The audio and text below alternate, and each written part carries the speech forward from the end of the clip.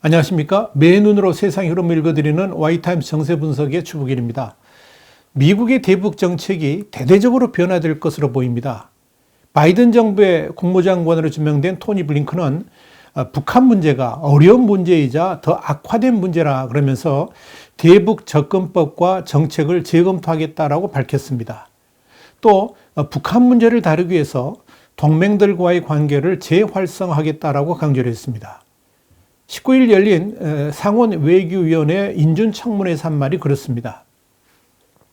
이 블링컨 지명자는 전반적인 접근에 대한 검토를 위해서 우선적으로 어떤 선택지가 있는지, 또 북한을 대화 테이블로 돌아오게 하기 위해서 압박을 늘리는 게 효과적일지, 또 다른 외교적 방안이 가능할지 이런 여부들을 살펴볼 것이라고 강조를 했습니다. 여기에 바이든 대통령이 그동안 탑다운 방식으로 진행했던 트럼프 스타일의 미북 정상회담에 대해서도 비판적인 견해를 보이고 있다는 점도 아주 중요한 변수입니다. 이렇게 되면 이 북한 체제상 미국과 대화를 할 만한 판 자체가 열리기 어렵게 될 겁니다. 실무선 대화 가지고는 해결이 안 되기 때문에 그런 거죠. 아무리 북한의 최고위급, 심지어 김여정이 미북 대화의 주역으로 나온다 할지라도 이 북핵과 관련된 최종적인 판단을 김정은 외에는 어느 누구도 할 수 없기 때문에 그렇습니다. 그래서 김정은은 굳이 탑다운 방식을 선호했었는데 바이든 정부에서는 그런 접근 자체가 원천 봉쇄된다는 점에서 이 미북 간 외교적 해결을 통한 문제 해결은 거의 가능성이 사라졌다, 이렇게 봐야 될 것입니다. 이런 관점에서 에브리 헤인스 국가정보국, 그러니까 DNI 국장 지명자가 이날 상원 인준청문회에서 북한을 주요 유역국 중에 하나로 규정을 했습니다. 그러면서 북한의 계속된 미사일 시험에 대한 정보기관 전문가들의 최신 정보 및 분석을 검토하겠다, 이렇게 말한 점을 우리가 눈여겨봐야 될 것입니다. 더불어서 로이드 오스틴 국방장관 지명자가 이날 상원 인준청문회에서 북한을 중국, 러시아, 이란과 함께 미국의 유협국으로 지목을 했습니다. 그러면서 한반도 작전 계획에 필요한 군사 요건을 재검토하겠다 그랬습니다. 이거 우리가 굉장히 주목해 볼 필요가 있습니다. 그는 이 북한 핵과 미사일뿐만 아니라 대량 파괴 무기, 그러니까 WMD죠. 그리고 사이버 위협 같은 이런 것에 대해서 포괄적인 대응 방안을 마련할 방침이라고 설명을 했습니다.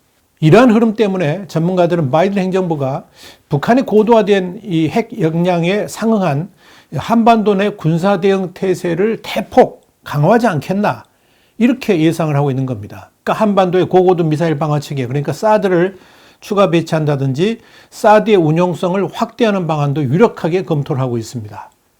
특히 지난 1월 14일에 북한 열병식은 미국의 새 행정부에 다시 한번 경각심을 불러일으키는 계기가 된 것으로 보입니다. 김정은 입장에서는 바로 그 열병식을 통해서 미국을 압박하려고 하는 의도였겠지만, 미국 입장에서는 역으로 더 이상 북한의 김정은 정권을 저렇게 방치할 수는 없다, 이런 생각을 갖도록 만들었다는 겁니다. 더불어서 북한이 한국과 일본을 인질로 삼아가지고 미국을 압박하려고 하는 의도를 미국이 인지한 상황에서 분명한 대응을 할 수밖에 없도록 만들었다는 이야기입니다. 일본의 마키노 요시히로 아사히 신문 편집위원도 자유아시아 방송하고 인터뷰에서 그런 말을 했습니다. 김정은 총비서가 당 대회에서 전술 핵무기를 개발하겠다고 선언했는데, 이건 북한이 일본과 한국을 인질로 하면서 미국과 INF 조약 체계를 제의하고 핵 군축 협상을 시도하는 그런 가능성을 보여준 것이다, 이렇게 말을 한 겁니다. 일본이 그런 위협을 느낀다는 것을 스가 정부는 바이든 정부에게 강력하게 어필을 할 것이고요. 이에 따라서 대북 군사 옵션 시나리오는 물론이고 북핵에 더욱더 효율적으로 대응하기 위한 대책들을 요구하게 될 것이라는 의미입니다.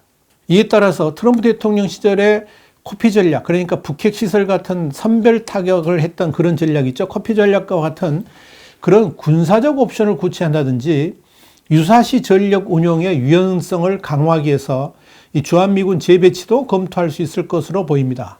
물론 지금 미국의 상황을 보면 북핵 문제 같은 국제적 이런 여건에 대해서 능동 대처할 만한 여유는 없습니다. 당장 미국 내 코로나19 대응이라든지 경제 위기 상황에 적극적으로 나서야만 합니다. 그래서 당분간 북핵 문제는 바이든 행정부의 주요 관심사에서 벗어나 있을 수밖에 없을 겁니다. 그러나 그렇게 미국의 대북한 관심 우선순위에서 멀어지면 멀어질수록 김정은은 더욱더 조급하게 될 것이고요. 다급하게 될 것이고요. 그래서 미국의 주목을 유도하기 위해서 대륙간 탄도미사일이라든지 잠수함 발사 탄도미사일 같은 이런 것들을 시험 발사를 하면서 미국의 관심을 끌고자 할 수도 있을 겁니다. 그런데 만약 김정은이 그런 식으로 도발을 한다 그러면 오히려 김정은에게는 패착이 될 수도 있을 겁니다. 왜냐하면 미국이 북한에 대해서 강경 대응을 할 빌미를 제공했기 때문에 그렇게 되는 거죠.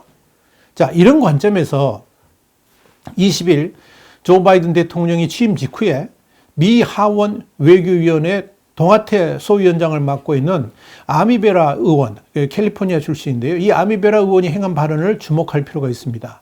아미베라 의원은 한 언론과 인터뷰에서 우리는 북한에 도발하지 말라는 메시지를 보냈다 그러면서 도발은 4차 미북 정상회담을 더 어렵게 만들 뿐이다라고 분명히 말을 했습니다.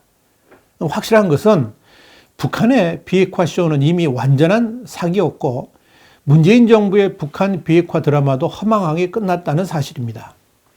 여기에 미북 정상회담 쇼 역시 북한의 핵 고도화 시간만 벌어다 준 것으로 입증됐습니다. 미국은 앞으로 그런 실수를 더 이상 하지 않겠다는 의지를 바이든 행정부의 외교안보팀이 이구동성으로 말하고 있는 겁니다. 자, 이런 관점에서 문재인 정부는 바이든 새 행정부와 완전한 동상이몽을 하고 있다라고 볼 수가 있을 겁니다. 문재인 대통령은 지난 18일에 신년 기자회견에서 북한이 한미연합훈련 중단을 요구하는 데 대해서 필요하면 북한과 협의할 수 있다라고 했습니다. 북한 김정은은 최근 노동당 대회에서 미국과의 합동 군사연습을 중지해야 된다는 우리들의 거듭된 경고를 거론하면서 대놓고 훈련 폐기를 요구한 것에 대해서 그렇게 화답을 한 거죠. 여러분, 한미동맹의 핵심은 군사훈련입니다. 군사훈련 없는 동맹은 아무 의미가 없죠. 김정은이 한미 군사훈련 중단을 요구한 것은 사실상 한미동맹을 해체하라는 말과도 다름없습니다. 문재인 대통령의 이런 발언은 북한이 요구하면 뭐든지 다 해줄 수 있다는 것으로 볼 수 있고요. 그건 뭐냐? 동맹보다 우리의 적인 북한을 더 따르겠다는 선언이나 다름없습니다. 특히 이 문 대통령이 김정은의 변함없는 비핵화 의지를 평가하고 김정은의 남한 답방에 대한 기대감을 밝힌 것은 한반도 평화 프로세스에 매몰돼 가지고 현실조차도 제대로 읽지 못하고 있는 것은 아닌가, 그런 우려를 갖게 만들었습니다. 특히 문 대통령이 이날 기자회견에서 대북 협상과 관련해 가지고 바이든 행정부 출범으로 미북 대화와 남북 대화를 새롭게 시작할 수 있는 전기가 마련됐다 그러면서 미북 싱가포르 선언은 비핵화와 한반도 평화 구축을 위해 매우 중요한 선언이라고 밝힌 그 부분에 대해서는 이 북핵 문제에 대해서 미국의 바이든 정부하고 얼마나 엄청난 동상이몽을 하고 있는지 다시 한번 생각하게 만들었습니다. 이런 문 대통령의 발언에 대해서 천영우 전 외교안보수석, 청와대 수석은 북한과 한미연합훈련을 상의하겠다는 것, 그것 자체가 자해적 발상이라고 그랬습니다. 강력하게 비난을 한 겁니다. 그러면서 한미 군사훈련이 적으로부터 우리를 어떻게 보호할 것인지 훈련하는 것인데 적과 협의한다는 것이 말이 되느냐 그러면서 이 한미연합훈련은 동맹인 미국과 전략적으로 협의해야 될 사안이지 잠재적인 공격자인 북한하고 협의할 사안이 아니다 그랬습니다. 또 문 대통령 이번 발언은 대한민국의 안보를 걱정하는 것인지 북한을 위해 봉사하겠다는 것인지 이해할 수 없다라고 꼬집었습니다. 데이비드 맥스웰 민주주의 수호재단 선임연구원도 19일 이런 말을 했습니다. 한미동맹의 근본 문제는 문재인 정부가 김정은 위원장이 문 대통령의 평화 화해 비전을 공유하고 있다는 잘못된 전략적 가정하에 대북 정책을 수행하고 있다는 점이다. 이렇게 밝힌 겁니다. 해리 해리스 대사 역시 이날 제8회 한미동맹 포럼이 주최한 고별 강연에서 이런 말을 했습니다. 북한과의 외교가 성공적이기를 희망하지만 희망만이 행동 방침이 될 수는 없다라고 꼬집었습니다. 그러니까 여러분, 대통령의 이런 발상에 더욱더 이 바이든 행정부하고 동상이몽을 하고 있다는 게 또 이제 드러났는데 그게 뭐냐? 20일 행한 외교안보팀의 인사에서 여실히 드러났다 이야기입니다.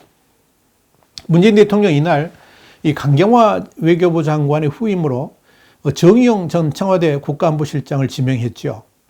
그런데 국내 언론들은 이번에 외교장관으로 지명된 이 정 후보자가 미국 조 바이든 행정부하고 손발을 잘 맞출 수 있을지 의문스럽다는 평가 일색입니다. 하노이 노딜 이후에 트럼프 행정부의 인사들조차도 정 후보자를 불신하고 있는 판국에 바이든 행정부의 외교안보팀하고 제대로 교류를 할 수 있을지 의문이라는 겁니다. 더구나 정 후보자는 바이든 행정부의 외교안보 라인하고 교류 폭도 별로 없습니다. 그러니까 삐걱거리는 한미 관계를 정상으로 되돌려 놓을 수 있는 적임자느냐? 전혀 그렇지 않다는 이야기입니다. 특히 문재인 대통령이 이 북한과의 외교 관계에서 트럼프 성과 계승을 말하면서 바로 이 트럼프 성과의 상징적 존재인 정의용을 대미 외교의 핵심 카드로 내밀었다는 것은 바이든 행정부의 불신을 자초한 것이나 다름없다 이렇게 말씀드릴 수 있습니다. 바이든 행정부의 외교안보 핵심들이 이 트럼프의 대북 외교 자체를 강력하게 비난하면서 그런 전철을 밟지 않겠다라고 이구동성으로 말하고 있기 때문에 그런 겁니다. 토니 블링컨 미국 국무장관 지명자는 지난 19일 상원 인사청문회에서 북핵 문제에 대해서 더 나빠졌다 그랬거든요. 그러면서 대북 정책 전반 재검토를 강조했다는 것. 그런데 지금 우리 정부는 그렇게 그와 정반대로 보고 있는 겁니다. 당연히 대북 문제에서 트럼프 지우기가 일어날 수밖에 없는데 문재인 대통령은 흘러간 옛 노래를 지금 다시 부르고 있다. 이런 이야기입니다. 정의용 후보자도 그랬죠. 내정 직후에 뭐라 그랬습니까? 문재인 정부가 추진해온 외교 정책이 결실을 맺고 한반도 평화 프로세스가 뿌리를 내릴 수 있도록 최선의 노력을 다하겠다라고 그랬습니다. 이 딴 나라 이야기하고 있는 겁니다. 이렇게 과거에 매몰된 문재인 플러스 정의용 조합이 과연 바이든 새 행정부하고 대북 문제를 조율한다.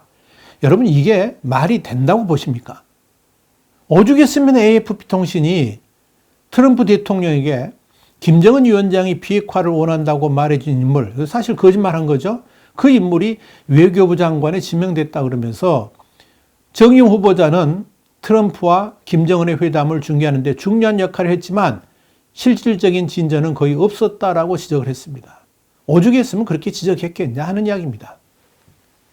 여러분 2021년의 한미관계, 한국은 북한이 남북관계 개선을 시사했다 그러면서 무한 긍정론을 펴고 있는 반면에 미국은 북한을 신뢰하지 않는다. 대북 정책 전반을 재검토하겠다. 그러면서 무한 부정론을 펼치고 있습니다. 이거 도대체 어쩌자는 겁니까? 문재인 정부의 현실 인식이 겨우 이 수준밖에 안 되는 겁니까? 아직도 북한 비핵화보다 남북관계 개선이 먼저라고 생각하면서 현실과 희망사항을 혼동하고 있는 것은 아닌지 참으로 의심스럽습니다. 바이든 정부는 문재인 정부의 한반도 비핵화 쇼 시즌2에 결코 넘어가지 않을 겁니다. 왜냐하면 속는 것은 한 번이면 족하기 때문에 그렇습니다. 와이타임 정세 분석이었습니다. 다음 다시 뵙겠습니다. 감사합니다.